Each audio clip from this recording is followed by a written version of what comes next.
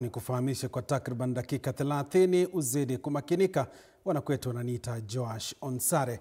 Mbunge wa Matungu Peter Nabulindo amekashifu vikali kisa kinachodaiwa kuwa ni cha kujiteka nyara kwa mbunge wa Juja George Koimburi, akisema kuwa tukio hilo linahatarisha usalama wa bunge wengine. Akiwahutubia wakazi katika shule ya msingi ya Lung'anyiro, Nabulindo amesema ni aibu kwa viongozi kugeuza masuala nyeti ya usalama kuwa sarakasi za kisiasa kwa ajili ya kujitafutia umaarufu wa kisiasa. Mbunge huyo amezitaka idara husika kufanya uchunguzi wa kina na kumchukulia hatua kali mbunge huyo endapo atapatikana na hatia ya kujiteka nyara. Ile siku nilipata habari kwamba amekuwa kidnapped. Nilikuwa na wasiwasi sana.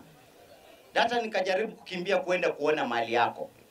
Lakini unfortunately baada ya siku 2-3 habari ikatokea kwamba haikuwa kidnap ya ukweli.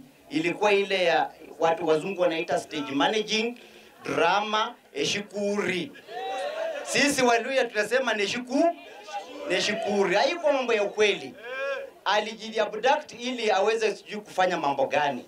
Sasa hiyo ni mambo hatari sana. Hiyo mambo ya wabunge kufanya hiyo mchezo ya kujiabduct na kupeana habari ya uongo kwa serikali ama kwa vyombo vya usalama. Hiyo inahatarisha hata sisi wenyewe. Sasa ile siku yenye mimi mtu ataniabduct, nikipiga simu watasema wewe pengine umeanza hiyo tabia ya Koimburi ya kujia. Kwingine